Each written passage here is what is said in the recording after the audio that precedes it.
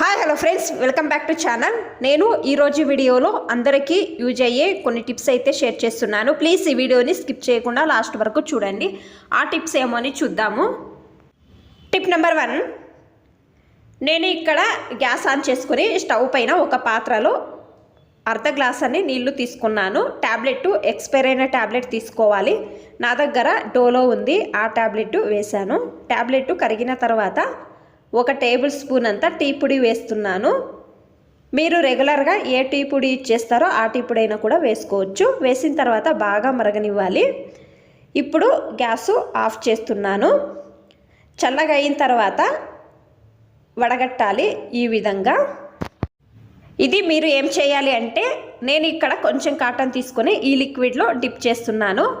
మీ ఇంట్లో బొద్దింకలు బల్లులు తిరుగుతాయి కదా, అక్కడ పెట్టండి. మీరు రాత్రి పడుకునే ముందు మీ ఫ్రిడ్జ్ దగ్గర గ్యాస్ స్టవ్ దగ్గర పెట్టడం వలన దీనిలో ట్యాబ్లెట్ వేసాము కదా, ఈ స్మెల్కి బల్లులు బొద్దింకలు రావు. ఖచ్చితంగా ట్రై చేయండి. ఈ టిప్ అనేది బాగా హెల్ప్ అవుతుంది.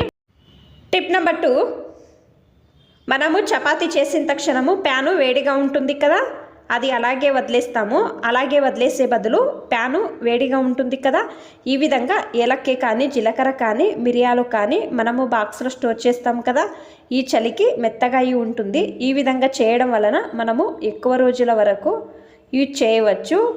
ఖచ్చితంగా ఈ టిప్స్ ట్రై చేయండి, బాగా హెల్ప్ అవుతుంది. టిప్ నెంబర్ 3, మనము పాలు వేడి చేసేటప్పుడు ఈ విధంగా 1 కప్పు దీని లోపలకు వేయండి.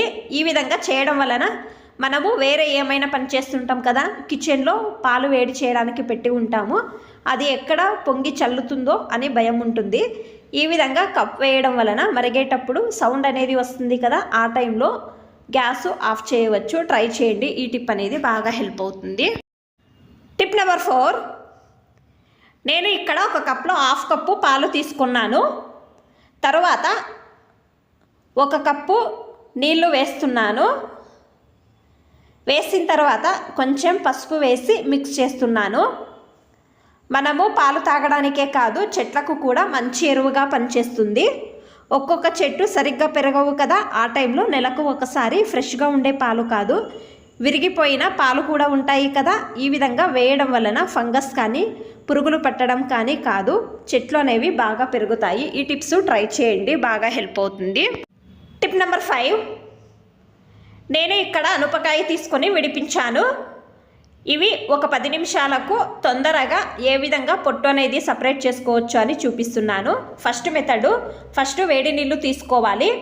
అనపగింజలను ఒక 10 నిమిషాలు ఈ నీళ్ళలో నానబెడితే చాలు, మీరు పొట్టు అనేది ఈజీగా సపరేట్ చేసుకోవచ్చు.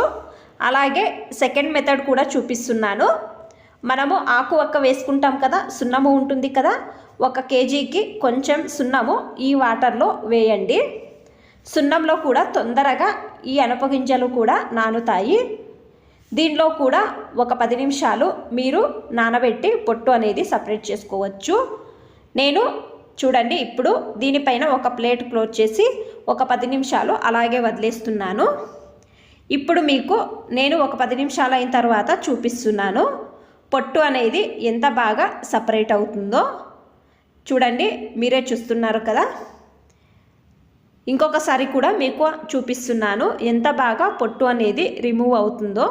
ఖచ్చితంగా ట్రై చేయండి మీరు కూడా ఈ టిప్ అనేది. మీకు అన్ని టిప్స్ ఇష్టమైతే ప్లీజ్ ఒక లైక్ చేయండి. ఇంకా ఎక్కువ మంది నా ఛానల్ని సబ్స్క్రైబ్ చేసుకోకుండా చూస్తున్నారు, ప్లీజ్ సబ్స్క్రైబ్ చేసుకోండి. Thanks for watching. ధన్యవాదాలు.